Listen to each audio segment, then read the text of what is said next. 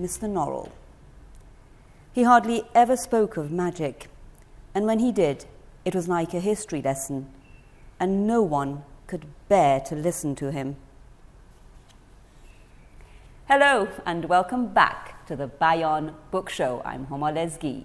Today we're exploring Jonathan Strange and Mr. Norrell by Susanna Clarke, a book that I call a winner for two reasons. One, because despite its length, it was particularly difficult to put down, and two, because the very moment I finished reading it, I turned back to page 1 to start all over again.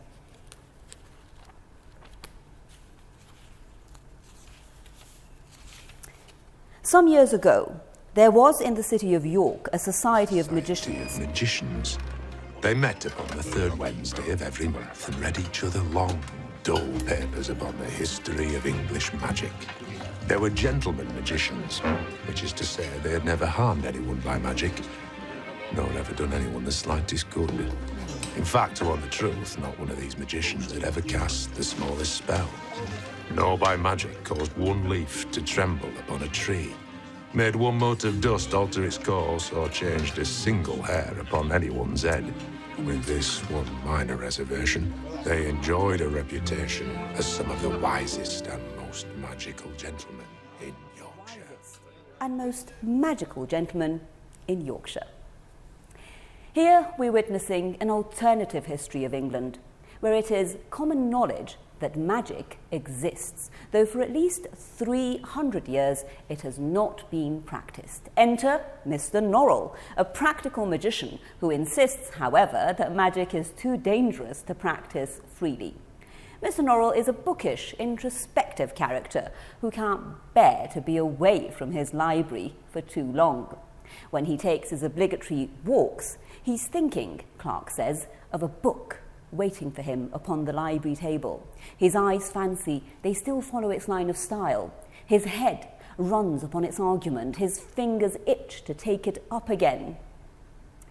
For those of us who love books and reading, there's a lot about Mr. Norrell we can identify with, but bit by bit, Susanna Clarke reveals more of his secretive, contemptuous character. He's not entirely as harmless as we thought. He's too cautious, too conservative, too detached from the real world. He's become the center of his own universe and fails to see how his actions affect those whose company he deems worthwhile. Now, the book really takes wing upon the entrance of Jonathan Strange, Mr. Norrell's first and only pupil and arguably alter ego, a practical magician who, unlike his master, is open and energetic and wants the whole of England to practice magic, a view that will inevitably put him on a collision course with Norrell. But this is not just a book about the quarrels of two men upon the subject of magic. It is also a love story, weaved intricately among scenes of war, death and destruction, ballroom dances and banquets, government wrangling, and extensive fairy tales. In footnotes is a tapestry depicting Strange's love for his wife Arabella, which ultimately serves to guide the story to its peculiar end. Now, something I especially appreciated was how certain colours in the magical land of fairy are described. She wore a gown the colour of storms, shadows and rain, and a necklace of broken promises and regrets. Sentences like this, written in a very matter-of-fact tone, as if they need no further explanation, are scattered throughout the book, and they come as a shock to your normal system of thought.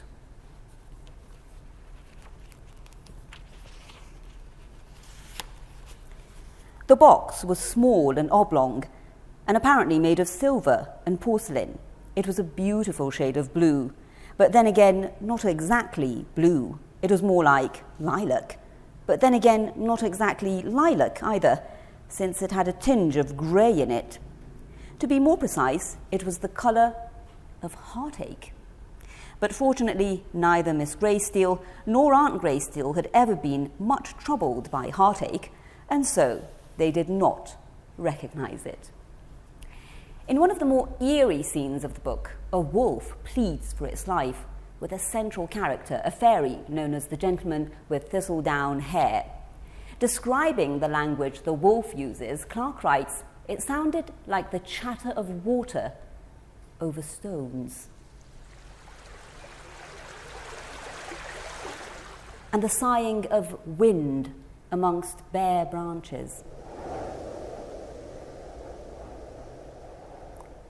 and the crackle of fire consuming dead leaves.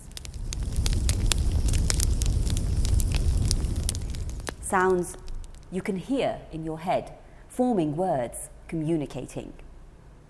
Now, the raven on the cover is a symbol of the obscure and most powerful character in the book, the legendary Raven King, who brought magic to England from the land of Faerie, but disappeared hundreds of years ago, presumably taking England's magic with him. And his is a magic, Clarke says, that proves the world is not dumb at all, but merely waiting for someone to speak to it in a language it understands. Between these two covers, you find yourself asking all sorts of questions, like, how do I define freedom? Is the answer always a balance between opposing poles? Is mystery and uncertainty simply the cornerstone of our world?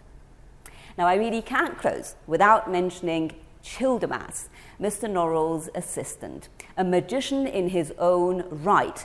Childermas's meaningful silences and mysterious demeanour stole my heart. And that's another major joy of reading fiction. Meeting and falling in love with characters you'll probably never encounter outside of books. Now, before announcing our next pick, I wonder if any one of you knows which well-known English writer described Jonathan Strange and Mr. Norrell as the finest work of English fantasy written in the past 70 years. If you know the answer, write it down for us in the comments. And finally, on to our next pick, A Swim in a Pond in the Rain by George Saunders, which includes the full text of 7 short stories by 4 classic Russian authors, with the added bonus of Saunders walking you through them with guidance on reading, writing, and life. Do drop us a line or 2 or more if you feel like it, and tell us what you thought of this episode. And as ever, if you have any book recommendations, we'd love to hear of them. Until our next programme, from me, Homa Lezgee, and our team here at Bayan, goodbye and happy reading.